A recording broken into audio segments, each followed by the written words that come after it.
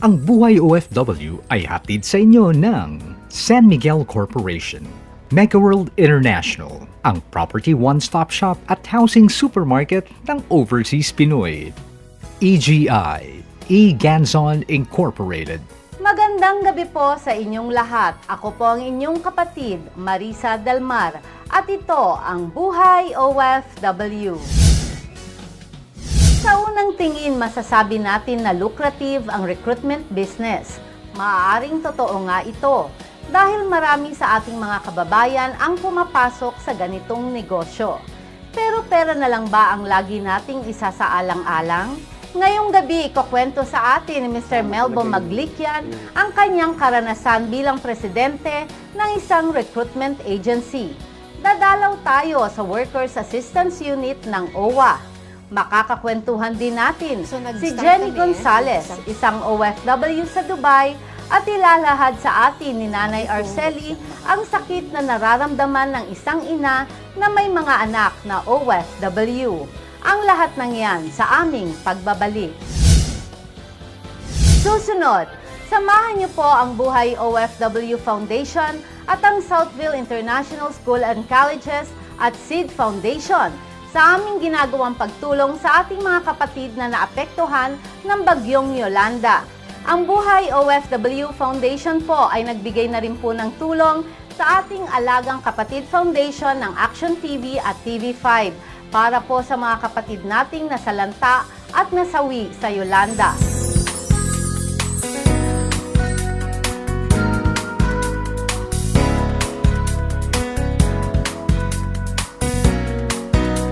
Get a copy of Bravo Filipino magazine in all Power Books and National Bookstore outlets nationwide. Bravo Filipino, the lifestyle and culture magazine for today's generation. Good news! Nominations for the Buhay OFW Mr. and Miss Citizens of the World 2014 is now open.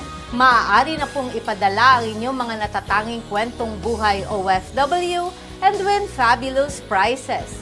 Be the 2014 Buhay OFW Mr. and Miss Citizens of the World at magsilbing inspirasyon para sa mas magandang Buhay OFW.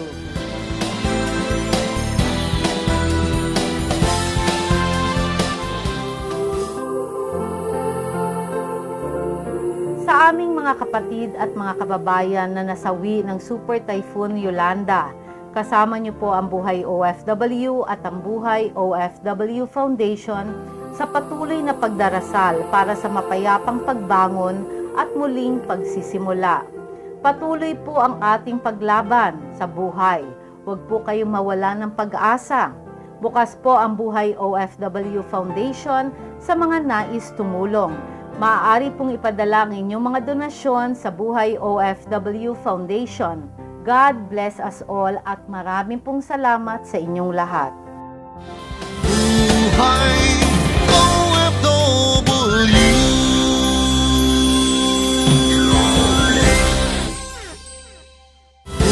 Buhay OFW.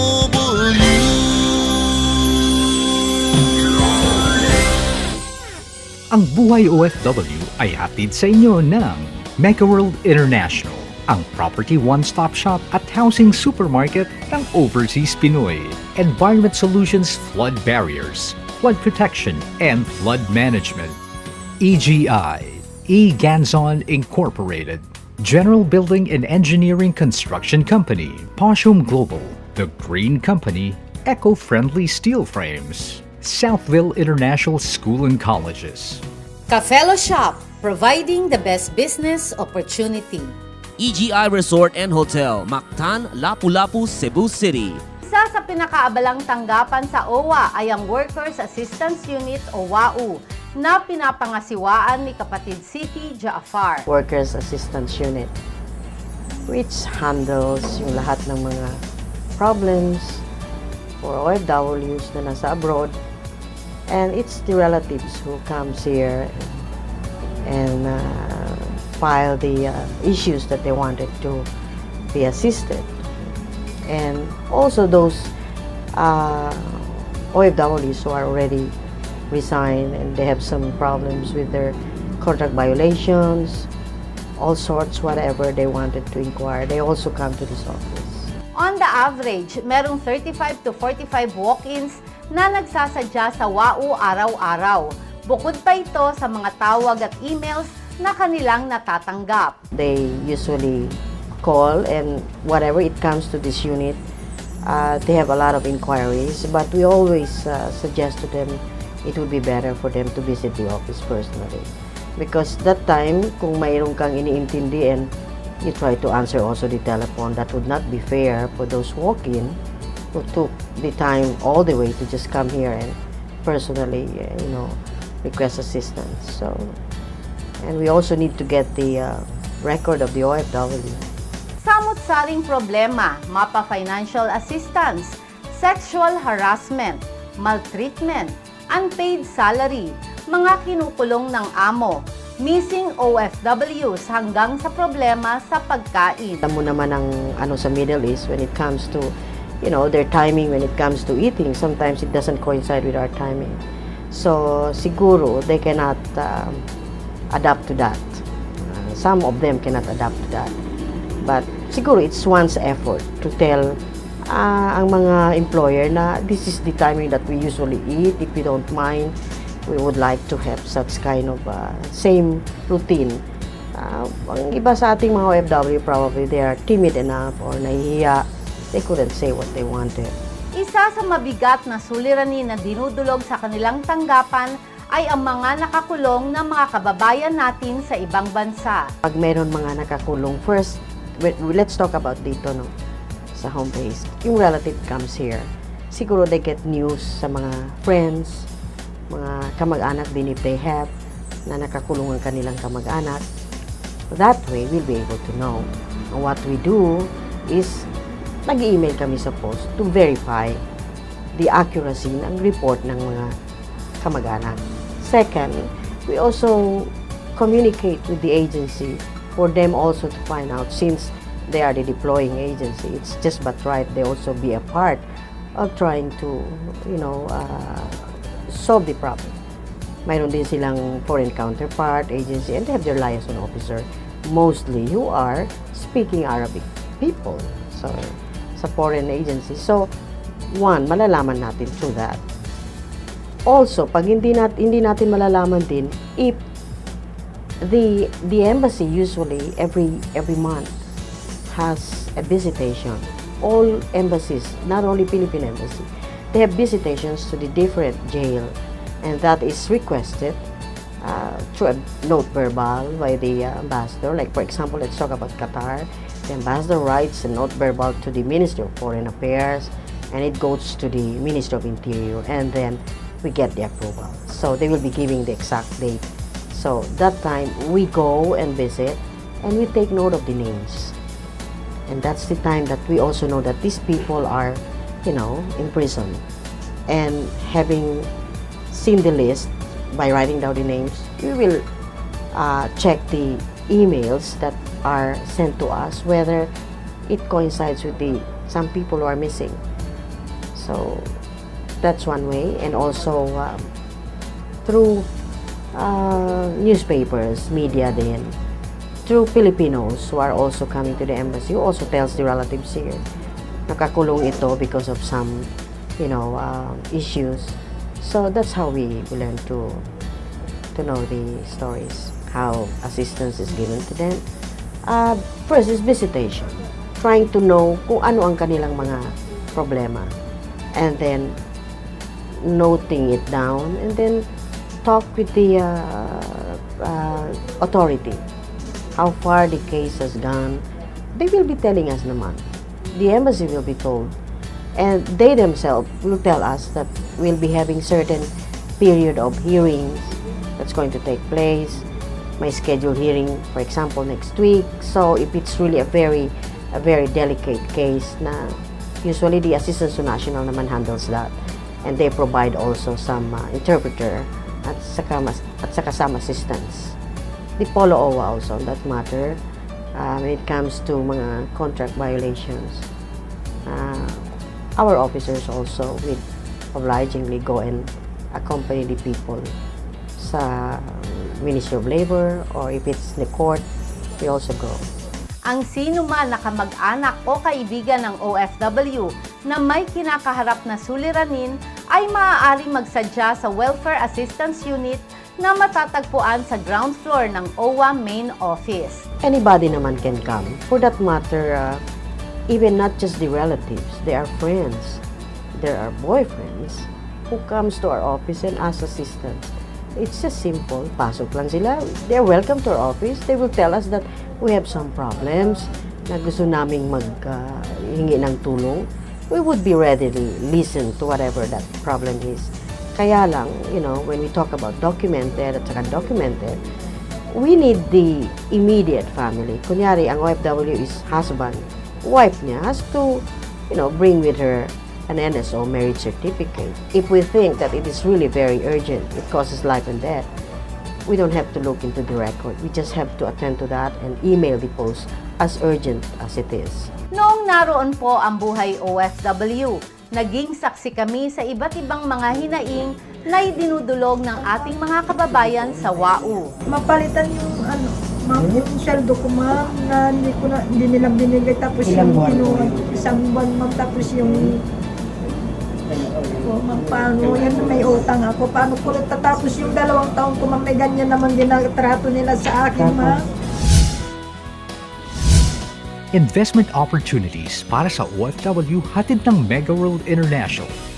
Prestigious Makati CBD lifestyle ba ang habol mo?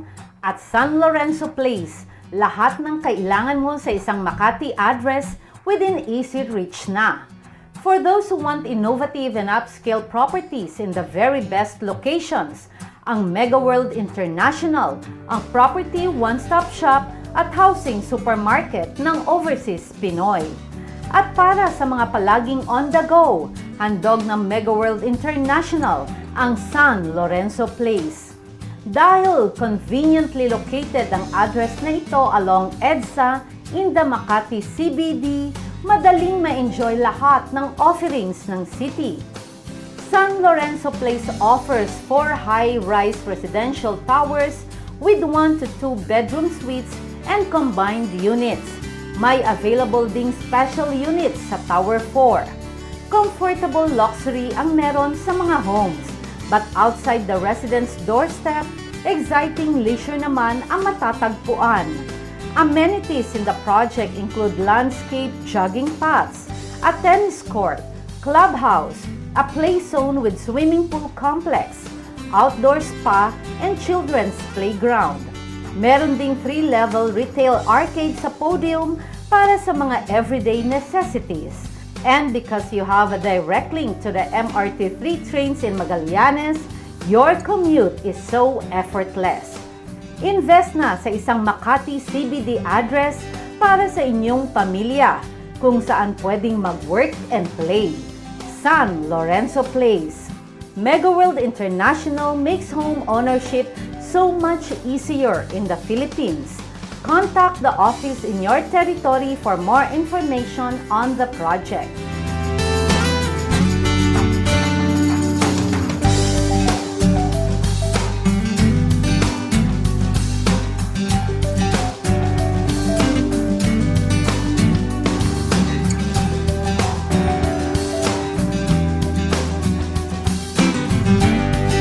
Para sa mga OFW na bibisita naman sa Pilipinas, please call the following local numbers.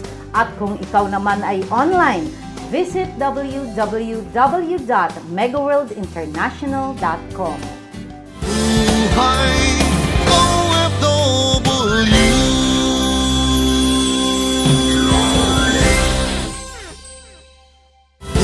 Buhay OFW.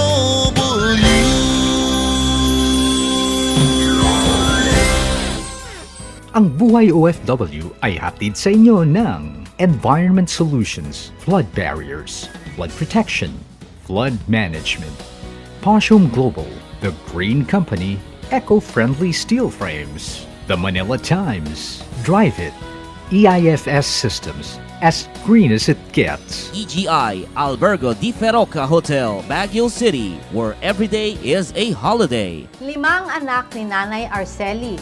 4 dito ay nasa ibang bansa. Ang panganay at pangatlo na parehong nasa UAE.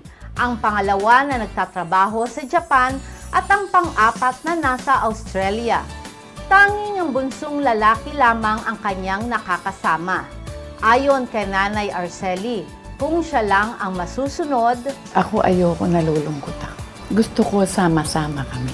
Kasi nasanay po ako talaga ng sama-sama kaming mga magkakapatid, mag-anak, laging may banding.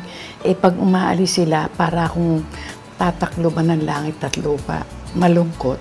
dahil alam ni Nanay Arceli na para ito sa magandang kinabukasan ng mga anak, tinitiis na lang niya ang sakit na mawalay sa mga ito. Sabi ko, huwag siyang makakakalimot una sa Panginoon, sa magulang, tsaka yung mga kapatid niya, tulungan niya. Ganun talaga. Ang tanging pakiusap lang ni Nanay Arceli, Gusto ko po sana pag hanggang malakas ako, palagi silang bibisita sa akin. pinapawi lang niya ang kalungkutan sa pamamagitan ng I just go to church, sometimes watching TV, ganyan lang. Punta sa mga kaibigan, tawag sa telepono sa mga kapatid ko. Mga kapatid ko kasi nasa Sydney. at para sa mga anak na nasa abroad, narito ang kanyang mensahe. Ang pangaral ko lang sa kanila, una, huwag silang makakalimot sa Diyos. Pangalawa, magandang health, good health. Tsaka, yun nga po, magkikita-kita kami lagi. Tsaka, talagang mahal na mahal ko lahat ng anak ko. Kilalanin natin ang panganay na anak ni Nanay Arceli na nasa Dubai sa aming pagbabalik.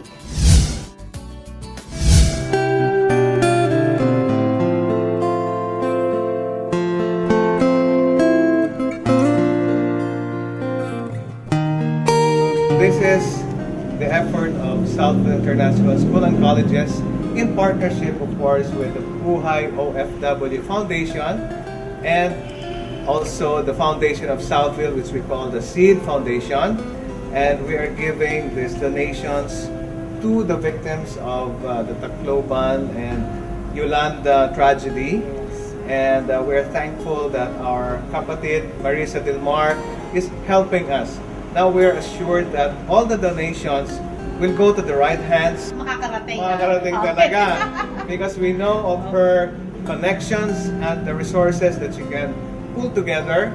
Because we know that she is very honest in terms of her network. And this, for sure, will go to the victims of the Yolanda tragedy. So, Marissa, kapatid na Marissa. Siyempre, it's our honor on behalf of Buhay OFW Foundation, our Action TV, our Alagang Kapatid Foundation, Southville International School and Colleges, and of course, ang ating SEED Yes, Foundation. yes, SEED Kailangan Foundation, natin sabihin yan dahil siyempre magiging very active din tayo dyan sa SEED Foundation. Ang lahat pong ito ay tiyak na makakarating sa tamang mga kamay at this will be going a long way dahil napakaraming damit, napakaraming goodies po natin, si Dr. Jerry Aguilar. We also have our sister school here in the person of Miss Annabelle from Southville Foreign University.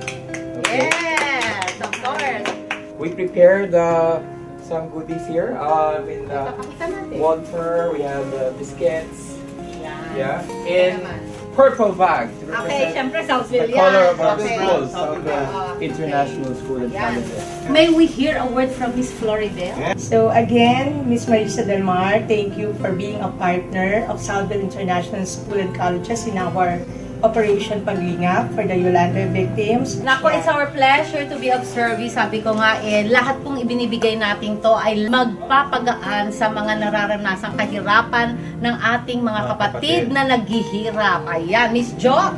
For our brothers and sisters doon sa Samar at Leyte and Cebu, in our small way, ito po yung effort namin to help all of you in whatever suffering you have. So our students are very much willing to help.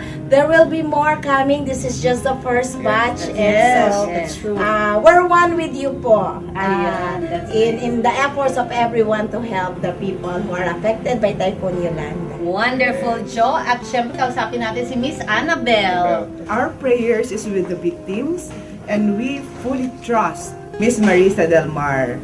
She's always with us every time there are problems like this, and we wish all good things that will come the victims of Yolanda. And more power Yes, to thank you. OFW. So, kapatid na Marissa, ito buong puso pong inaalay ng Southville International School and Colleges through SEED Foundation and Southville Foreign University yung aming mga donation for the victims through, of course, Buhay OFW Foundation, ang inaasahan namin na reliable partner in this donation process kasi wala na kaming ibang maaasahan kundi of course ang ating Buhay OFW Foundation na sigurado makakarating talaga sa Ayan. kinauukulan. Thank you very much for the trust and confidence. Tinanggap na po namin officially ang donations mula po sa Southville International School and Colleges. Of course, kasamang SEED Foundation, sa ating pong Buhay OFW Foundation, Action TV, of course, for the News Channel TV5, at syempre sa mga tulong din pong ipapadala pa rin natin sa Alagang Kapatid Foundation.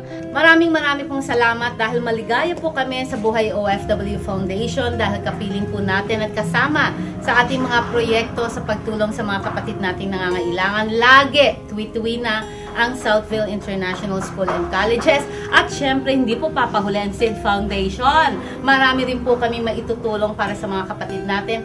At sinasabi rin po natin dito sa ating programang Buhay OFW na makakapartner po natin ang UN, United Nations, sa ating mga medical dental missions at sa mga gift giving sa mga nasalanta ng bagyong Yolanda.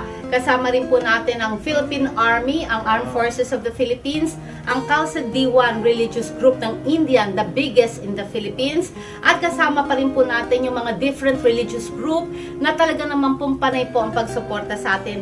In a few days time po, pupunta tayo sa Tacloban, sa Bohol, sa Cebu. Kailangan i-define lang natin kung ano yung lugar na mapupuntahan natin ng personal na gusto po nila pumunta talaga tayo. Syempre mga kapatid, pupunta po kami dyan. At syempre, kung sino man po sa Southville ang pwedeng makasama sa atin on behalf of Dr. Genevieve Tan, na magiging very active po pati sa ating Mr. and Miss Citizen of the World 2014. Asahan niyo po na marami pa pong tulong magmumula sa Southville International School. Maraming salamat po, Dr. Marl, Miss Annabelle, Miss Floribel, Miss Jo, and of course, Dr. Jerry. Maraming salamat po. Dr. Genevieve Tan, we miss you. See you. Magbabalik po ang Buhay OFW. Buhay OFW.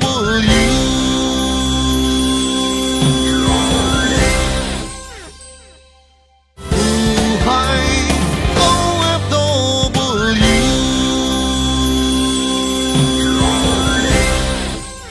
Ang Buhay OFW ay hatid sa inyo ng West Insula Condominium, Beauty and Intelligence. Dare to compare, more than just a trophy. It's a jewel. Fucoidan Slimming Rejuvenation and Wellness Center. A Fucoidan capsule. Look young, live longer. A gift of health from the sea. EGI Pamulinawen Hotel, Lawag City. Si Jennifer Gonzales ang panganay sa 5 anak ni Nanay Arceli. Narito ang kanyang Buhay OFW.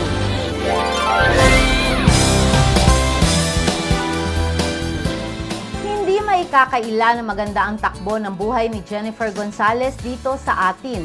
Masyadong makulay ang aking trabaho sa gobyerno, no? Talagang I started from mababang posisyon, Assistant Private Secretary, Media Relations Officer sa Malacanang na. Senior Media Relations Officer, 21 years po ako sa Malacanang, sa larangan ng pamamahayag, at saka 5 years po ako sa Commission on Filipinos Overseas. Sa kabila ng lahat, nagdesisyon pa rin siyang makipagsapalaran sa abroad. Ang sa akin kasi, ito na lang ang hindi ko pa nag-experience. Ano ba talaga ang buhay ng OFW? Kasi galing ako sa isang opisina na nangangalaga sa mga nangingibang bansa. Permanent and temporary. Iyon na lang. So kung sa pera naman, pwede naman natin kitain dito. Pero kaya lang, gustong-gusto ko talaga na-experience yan. Para pagbalik natin sa Pilipinas, marami tayong pwedeng gawin na mas mahalaga kaysa sa ginagawa natin noon, ngayon. para bukas ang gagawin natin. 5 years na sa Dubai, UAE si Jenny. Ako ay isang manager for development and community relations. Ako ay nagtatrabaho sa isang private school, international school, the United International Private School. Meron kaming, gumagamit kami ng Philippine curriculum. Ang aming mga kliyente ay mga second generation of Filipinos overseas. Ito yung mga anak ng mga OFW nating mga magulang doon. Noon, bagamat hindi pera ang pangunahing dahilan ng pag-a-abroad ni Jenny, iba na ngayon. Nung una, hindi financial ang thinking mo. But later on, pag umuwi ako ng bahay, naisip ko, parang gusto ko ipa-repair ang bahay. Parang gusto kong bumili ng farm. Ang dami, dumadami yung yung wishes mo. Later on, nagiging demands na. Di ba? Wishes and then demands na. So, ikaw naman, sige, pero maulit ang kontrata. So, pag pera mo ng kontrata, pagbalik mo, bil tayo ng farm. Kaya susunod kong project. So, may project ka. Hindi ka magsesentro na sa malaking project mo na unti-unti. Para din sa ganun, hindi nabibigla yung buhay mo as OFW. We have apartment sa baba. So, dito sa may Adelino 1A, 4-door apartment. We have lots in Marikina, yeah, and then our house here. Yun lang. And then meron pa sa farm sa somewhere in Laguna, 2 hectares yun. Dahil sa interesado siya sa kung ano ang nararanasan ng mga OFWs, marami na rin siyang napag-aralan sa kanyang pamamalagi sa UAE. Bago ka dapat pupunta sa isang bansang titirahan mo or pagtatrabahuhan mo, dapat armado ka ng una-una, skilled ka ba or alam mo ba yung papasukin mo? Kung alam mo, hindi ka mahihirapan mag-adjust. Pero kung hindi mo alam, huwag ka dapat kara-kara susubo mo yung sarili mo. Handa ka emotionally, spiritually. Nasa puso na talaga ni Jenny ang pangangalaga sa kapwa OFW. Sa ngayon, aktibo siya sa mga proyektong nakakatulong sa kanyang mga kababayan sa Dubai. So, nag-start kami, yung isang parent ng school namin, gawa kami ng Philippine Care Society. So far, 40 na ang scholars namin from Dubai dito. And then, meron kami mga first aid, basic first aid training sa mga OFWs, yung mga runaways natin sa Philippine Resource Center. And then, upcoming naming organization na tinatayo, ito wala tayo. Ito gustong-gusto ko talaga ma-pursue. Magtatayo tayo kami ng Filipino Educators and Professional Researchers Society. Para lahat ng educators na Filipino doon, mga professors, mga teachers, malakas ang puwersa natin. Puwersa meaning, kung may matutulungan tayo na pwede nating tutulungan natin sa larangan ng edukasyon. Very proud si Jenny sa kanyang kapwa OFW. Maraming ibang lahi ang talagang nagmamahal sa Pilipino. Talagang gustong-gusto nila ang Filipino. Una-una, magaling mag-English. Kahit medyo hindi tayo tama yung pronunciation, kasi iba't ibang region tayo di ba? Talagang English, Filipino ang kinukuha. Sa hotel, pagpasok mo, hindi naman tayo magpapahuli dyan. Talagang ang galing na Filipino at ang gaganda. Sila talaga ang naka-front. Mamaya lalabas yung chef, Filipino din. Mamaya lalabas yung manager ng F&B, Filipino rin. Kaya talagang panalong-panalo ang Filipino doon. At saka, pagtabihin mo nga ibang lahi at saka Filipino, ang kakausapin ng mga turista yung Filipino. Kasi very tayo yung madaling lapitan. At saka, nakismile palagi. Sana tayo mga Filipino na nasa ibang bansa, ilalahat ko na po, temporary or permanent migrants or student ka, sana matuto tayong, number 1, mahalin natin muna ang Pilipinas. Number 2, isama natin ang pamilya. Kasi, hindi habang panahon, nandyan ka sa bansang tinitirahan mo ngayon. Babalik ka sa Pilipinas. Marunong na dapat tayong lumingon sa ating likod na isipin natin na pagbalik ko sa Pilipinas, yung second generation, third, fourth, fifth generation ng Pilipino, kami pa rin ang mananagot.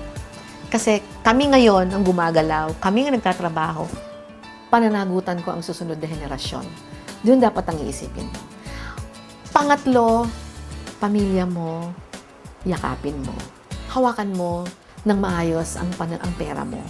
Kasi dugot pawis ang puhunan mo eh. Pang-apat, mahalin mo yung trabaho mo. Pang-lima, para pag bumalik ka sa Pilipinas, mataas ang respeto sa'yo ng mga taong iniwanan mo at ng mga taong haharapin mo sa susunod mong trabaho. Malugod ko kayong iniimbitahan na bisitahin nyo at magkaroon kayo ng magandang hanap buhay. Dahil talagang itong ating produkto na to, maipagmamalaki natin gawa ng wala pong fake dito. Visit us po sa Maharlika Highway.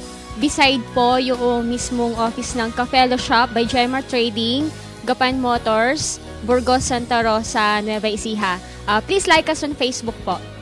Good news! Nominations for the Buhay OFW Mr. and Miss Citizens of the World 2014 is now open.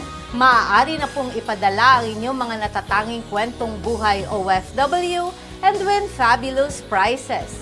Be the 2014 Buhay OFW Mr. and Miss Citizens of the World at magsilbing inspirasyon para sa mas magandang Buhay OFW.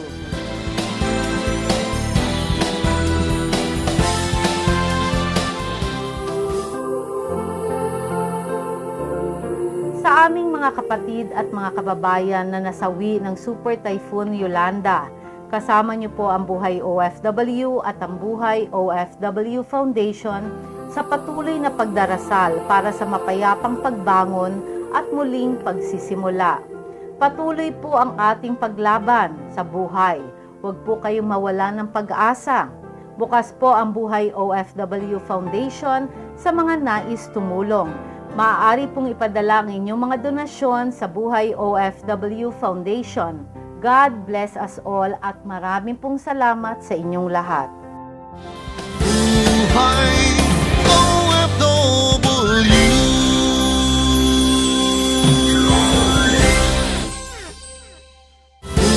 Buhay OFW.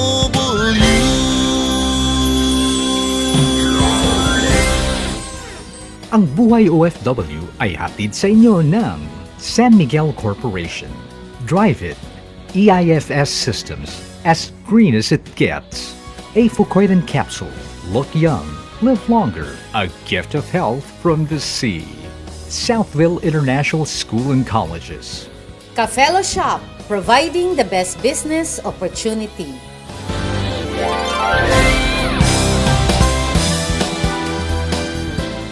Tapos ng kursong AB Journalism si MELBO MAGLIQUIAN. Naging college professor siya, pero sa mundo ng recruitment siya napunta. Kaya ako napunta sa recruitment. Yung unang-unang recruitment na pinagtatrabahuhan ko, yung Foreign Manpower Agency owned by Mr. Emil Bunoan. And secondly, naka 8 years ako doon sa Foreign Manpower. Then lumipat ako sa Security Placement Agency naman, owned by Mr. Faustino. Naka 18 years ako doon. So, nung magkaroon ako ng chance na magkaroon ng agency, lahat ng mga magagandang ginagawa doon sa Foreign Manpower at saka sa security placement, pinagsama ko dito. Almost 16 years na ang Aim High International Placement Corporation. Nainganyo ako sa recruitment agency kasi it is helping people. Oh, kumikita ako pero mas marami ang natutulungan kaysa sa kita. Kasi yung kita, nandiyan na yan eh. Pero yung pagtulong mo sa tao, tuloy-tuloy. Yung kapartner ko maraming kakilala sa Taiwan, nainganyo kaming magsimula na.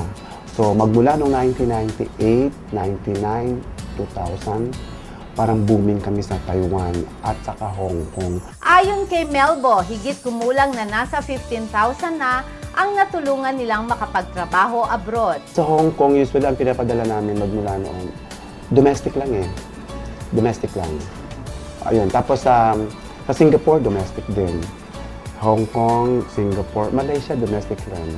Sa Saudi, mga beautician, dressmaker, wala akong domestic doon. Tapos sa Taiwan, domestic helper, caretaker na Nagtatrabaho sa home for the aged at saka mostly factory workers. May Kuwait pa ako. Sa Kuwait naman, mostly mga hotel workers, restaurant, bellboy, waiter, waitress, bartender, housekeeping. Yun ang pinapadala ko sa Kuwait.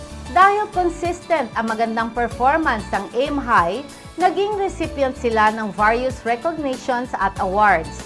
Isa na rito ay ang prestigious Top Performer Award mula sa POEA noong taong 2005. Pero ayon kay Melbo, hindi biro ang pagpapalakad ng isang placement company. Sama talaga yung delikado ang buhay pag nag-abroad ka. Like for example, ang experience ko sa Taiwan, mayroon kami isang aplikante doon namatay. Bangungot. So nabangungot, hindi kasalanan ng employer, hindi rin namin kasalanan. Pumunta pa ako doon. Tapos inassist ko. Tapos yung dapat makuha doon sa kumpanya, nakuha ko. Tapos binigay ko sa pamilya. At yung dapat makuha dito sa insurance, nakuha ko rin, binigay ko rin sa pamilya. Yung nakuha ko dito, mga $10,000 binigay ko sa pamilya. Yung sa Taiwan naman, umabot kami ng 1.2 million sa pera na natin. Plus yung mga contribution ng mga kasama niya sa workers. Lahat yun binigay doon sa pamilya. Kailangan present ka. Huwag kang magtatago. Kailangan yan ka. Kasi while the worker is still on the job site, for example, the worker has 2 years contract. 2 years contract mo rin siyang binabantayan. Sa kabila ng matinding pag-iingat at pangangalaga, hindi pa rin maiwasan na masuspindi siya ng POEA. Pero matapos ang masusing investigasyon, napatunayan na wala silang ginawang violations. At ngayon nga ay back to business na ang AIM High. Nagsimula na ako mag-fax, mag-email sa mga dati kong employer. At so far, magmula noon, 3 employer ko sa Taiwan bumalik. In fact, mayroon na akong visa, 10. Inaayos na namin. Okay. Ang utopia ko, dumating, nandito siya ngayon. Nag-meeting na ako sa kanya. At ang job order niya is 199 workers. Puro mga professionals.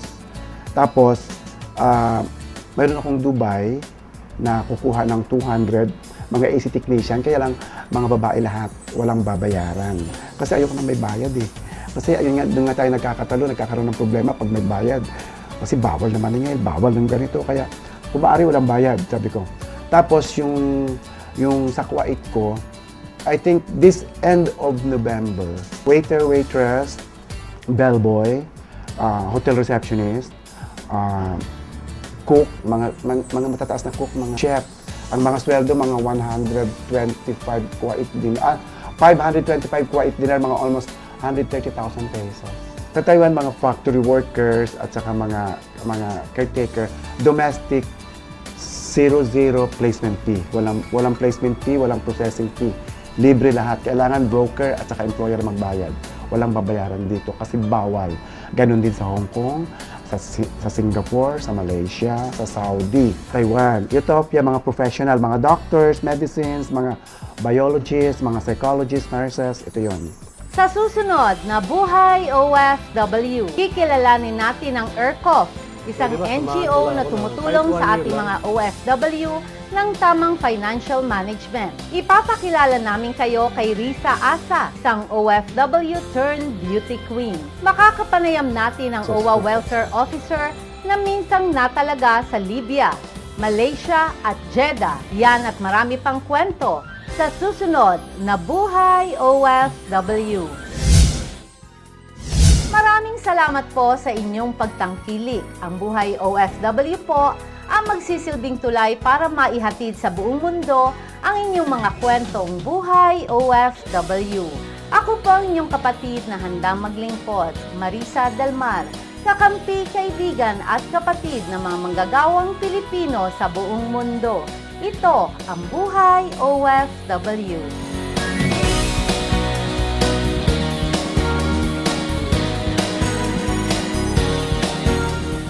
Ang Buhay OFW ay inihatid sa inyo ng San Miguel Corporation, Megaworld International, ang property one-stop shop at housing supermarket ng Overseas Pinoy.